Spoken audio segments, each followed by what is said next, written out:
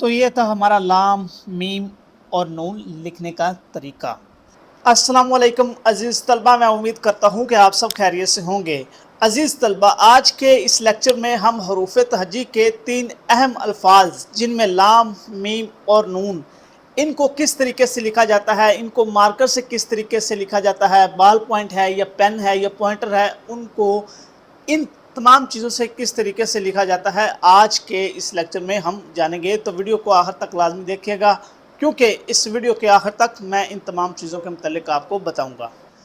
तो चलते हैं अब हम अपने टॉपिक की तरफ। तो इस सिलसिले में स्टूडेंट्स, हमारे पास एक ब्लू पेन है, आप इसकी जगह पे ब्लू बॉल पॉइंट या ब्लू जेल लाइनर भी यूज़ कर सकते हैं। उसके अलावा मेरे पास एक मार्कर है जो एक साइड से 604 उसका साइज़ है और दूसरी साइड से उसका 605 ये साइज़ है, यानी कि ये दोनों तरह से ही हम इससे लिख सकते हैं। आप कोई भी मार्कर यूज़ कर सकते हैं, 604 या 605। तो स्टूडेंट्स, सबसे पहले मैं आपको समझाता हूँ कि 604 हो या 605 हो, उससे हम जो हमारा लाम है उसको किस तरीके से लिख सकते हैं। तो स्टूडेंट्स, इस सिलसिले में जो लाम है उसको दो तरीक़ों से लिखा जाता है। एक तो हम लिखते हैं लाइन के अंदर ही, मतलब ये देखें, ये मैंने लाइन के अंदर ही लिख दिया, यानी कि नाम लाइन के नीचे मैं ले के नहीं गया। और दूसरा हम लिखते हैं लाइन के नीचे आधा ला के और आधा लाइन के ऊपर। ये दो तरीके हैं, ये दोनों ही क्या है, ठीक है, आप कोई भी तरीके से इसको लिख सकते हैं। अब सवाल यहाँ ये है कि इसको किस तरीके से लिख सकते हैं। स्टूडेंट्स, जब हम लाम लिखते हैं, खा वो लाइन के आप ऊपर लिखना चाह रहे हैं, खा वो हाफ लाइन के ऊपर या नीचे लिखना चाह रहे हैं, जिस भी तरीके से लिखना चाह रहे हैं, उसका तरीका ये है कि जब आप उसको स्टार्ट करते हैं तो बिल्कुल आपने एक स्ट्रेट लाइन लेके आनी है। ठीक है जी, बिल्कुल स्ट्रेट लाइन। और जब आप यहाँ आ जाते हैं तो यहाँ आपने आधी लाइन के ऊपर और आधी लाइन के नीचे क्या करना शुरू कर देनी है, आपने गुलाई करना शुरू कर देनी है। और इसको ये जो पहली लाइन अलिफ, यानी कि जिसको हमने पहला लाइन लगानी है, उसको आपने अलिफ की निस्बत थोड़ा सा लंबा रखना है और उसके बाद आपने क्या कर देना है, आपने इसकी गुलाई कर देनी है। स्टूडेंट्स, जब आप लाइन के नीचे गुलाई करते हैं तो गुलाई करने का तरीका क्या होना चाहिए? गुलाई करने का तरीका ये होना चाहिए कि हाफ गुलाई लाइन के ऊपर और हाफ गुलाई कहाँ होनी चाहिए, लाइन के नीचे। देखिए, ये हमारा हाफ बन रहा है ना, ये लाइन लगी हुई है ऑलरेडी, ये हमारा हाफ है। तो जो गुलाई है ये हाफ लाइन के ऊपर हुई है और हाफ इसके लाइन के नीचे। तो इस तरीके हम इसकी गुलाई करनी चाहिए, चाहे वो हमें मार्कर के साथ लिखें, चाहे वो हम पेन के साथ लिखें। स्टूडेंट्स, गुलाई का एक और तरीका है, वो क्या है? वो ये है कि जब भी हम गुलाई करते हैं, मिसाल के तौर पर मैं आपको ये एक खाली नून डाल के दिखाता हूँ। ये देखें, यहाँ से मैंने शुरू किया और नीचे से मैंने गुलाई करना शुरू कर दी और ये मेरा क्या बन गया, नून, खाली नून। नून गुना मैंने बना दिया, इसमें नुक्ता नहीं लगाया। अब मैंने इसी को लाम बनाना, किस तरीके बनाऊंगा? ये देखें, ये यहाँ से एक सीधी लाइन में लेके आया, लाम बन गया। ठीक है जी। अब मैंने क्या किया, दो चीज़ें आपने देखनी है। ये जहाँ से मैंने गुलाई ख़त्म की उसका सिरा और जहाँ से मैंने गुलाई शुरू की उसका सिरा, ये दोनों क्या हैं, ये इक्वल हैं। जब भी आप किसी भी लफ्ज़ जो जिसमें गुलाई इस्तेमाल होती हैं उसकी गुलाई करें तो आपने क्या करना है कि आपने जहाँ से गुलाई शुरू होनी है वहाँ से और जहाँ पे गुलाई ख़त्म होनी है वहाँ तक आपने जो ये दोनों सिरे हैं इनको इक्वल रखना है। अगर आप एक को नीचा कर देते हैं और दूसरे को ऊपर कर देते हैं तो ये आपका क्या होगा, गलत। तो अगर आप गुलाई आधी लाइन के ऊपर करते हैं तो आधी लाइन के नीचे, तो आधी लाइन के ऊपर हो और आधी लाइन के नीचे हो। ये ना हो कि लाइन के नीचे ज़्यादा हो जाए या लाइन के ऊपर ज़्यादा हो जाए, यानी कि ये दोनों चीज़ें बैलेंस हो। तो इस तरीके हमारा जो लाम है वो बनता है। मैं अब आपको पेन से भी लिख के दिखा देता हूँ। देखें, यहाँ शुरू किया हमने, आधी गुलाई लाइन के नीचे और आधी लाइन के ऊपर।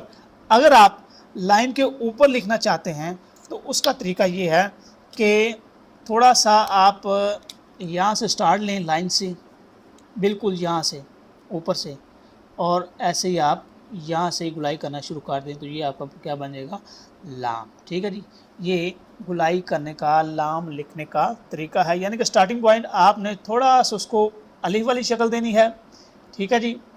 उसके बाद आपने उसकी गुलाई करनी है, और गुलाई को मैंने बता दिया है आपने किस तरीके करना है। अब स्टूडेंट सवाल यहाँ ये है कि जो मीम है उसको किस तरीके से लिखा जाना चाहिए। मीम को लिखने का तरीका ये है, अगर आप मार्कर के साथ लिख रहे हैं तो उसका तरीका ये है, एक नुक्ता लगाएं, फिर उसी नुक्ते के ऊपर वापस आएं और इस तरीके आप मीम बना दें। देखें, ये एक नुक्ता लगाया, उसी ही नुक्ते के ऊपर आपने चलना है और इसको आपने क्या बना देना है, मीम। दोबारा मैं एक दफ़ा लिख देता हूँ, ये इसका पहले मैं सिरा बना देता हूँ, ये नुक्ता, उसी नुक्ते के ऊपर आपने दोबारा आना है, फिर यहाँ से आपने कट करना है, फिर यहाँ से आप ऊपर हो जाएंगे, ठीक है जी। और ये हमारा क्या बन जाएगा, मीम। तो मीम लिखने का तरीका ये होता है कि आपने कट मार्क के साथ पहले एक नुक्ता लगाना है और उसके उस नुक्ते के ऊपर से आपने उसको दोबारा लिख कर लाना है। स्टूडेंट्स, सवाल यहाँ ये है कि हम इसी को मार्कर के साथ किस तरीके लिखते हैं। ये देखें, सॉरी, पेन के साथ यहाँ हम इसी नुक्ते को लगाएंगे और उसी तरीके हम ये भी कर सकते हैं, ठीक है जी। पहले कोशिश करें ये नुक्ता लगाएं और नुक्ते को बस कवर करें। समझ आ रही है? यानी कि पेन में आप गोल नुक्ता लगा लें और उसी गोल नुक्ते के ऊपर आप आ जाएं, ठीक है जी। ये नुक्ता मैंने लगाया गोल, इसी को ही मैंने कवर करना है और इसी पे मैंने चलते आना, और ये मेरा क्या बन जाएगा, मीम, ठीक है जी। आप इसको बॉल पॉइंट से लिख सकते हैं, आप इसको मार्कर से लिख सकते हैं, आप इसको पेन से लिख सकते हैं, जिससे भी लिखना चाहते हैं, कोई मसला नहीं। स्टूडेंट्स, इसके बाद नंबर 3 पर हमारे पास आ जाता है नून। अब नून को किस तरीके लिख सकते हैं और उसका तरीका क्या है। स्टूडेंट्स, जैसे मैंने आपको यहाँ ये एक गुलाई करके दिखाई थी, देखें, ये मैं दोबारा लिख रहा हूँ, ये मैंने नून शुरू किया, यहाँ तक सीधा आया, बिल्कुल सीधा, यहाँ मैंने गुलाई नहीं की, यहाँ से स्टार्टिंग पॉइंट से मैंने गुलाई नहीं की, यहाँ सिर्फ अलिफ टाइप छोटा सा एक डंडा लगाया, और यहाँ जब मैं नीचे आ गया तो नीचे आके मैंने गुलाई शुरू कर दी। फिर जब मैं ऊपर गया और इसी गुलाई को थोड़ा सा मैंने अंदर की साइड बेंड करना शुरू कर दिया। यहाँ से देखें मैंने क्या किया, अगर हम यहाँ से 3 एंगल बनाए ना, एक लेट्स सपोज 90 का सीधा, और एक हम यहाँ से निकालें और एक हम यहाँ से निकालें, 3 एंगल बनाएं, तो मैंने क्या 90 के साथ जो ऑलमोस्ट हमारा बनेगा 60 का या 70 का, उस एंगल पे मैंने इसकी गुलाई को ख़त्म किया, सीधा नहीं लेके गया ना, मैंने ज़्यादा इसको इस तरीके मोड़ा। अगर हम ज़्यादा इस तरीके मोड़ेंगे तो ये भी हमारा क्या होगा, गलत होगा। दोबारा मैं इस पेन से आपको लिख के दिखा देता हूँ। देखें आप, मैं लाइन के ऊपर आप लिख के दिखा देता हूँ, ये देखें, ये देखें, ठीक है जी। ये मैंने बिल्कुल सीधा नहीं लेके गया ना, मैंने ज़्यादा इस तरीके टिल्ट किया, इसको मोड़ा, तो ये क्या बन गया, इसकी प्रॉपर शेप।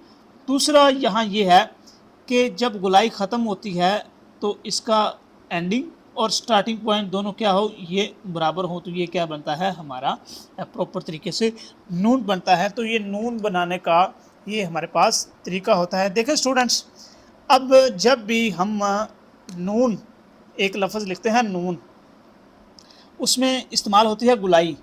तो गुलाई जब आप कर लेंगे, उससे आप सीन भी लिख सकते हैं, शीन भी लिख सकते हैं, स्वाद भी लिख सकते हैं, और आप डिफरेंट दूसरे वर्ड्स भी लिख सकते हैं।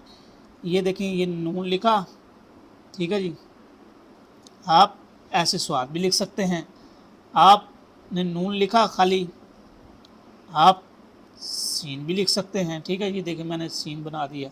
आप कुछ भी नून लिख के आप कुछ भी काम कर सकते हैं, सिर्फ उसकी शर्त ये है कि जो उसकी गुलाई है आपने उसको प्रॉपर तरीके से करना है, तब जाके आपका ये तरीका होता है। मैं आगे कुछ इन्हीं वर्ड्स को, ये देखें,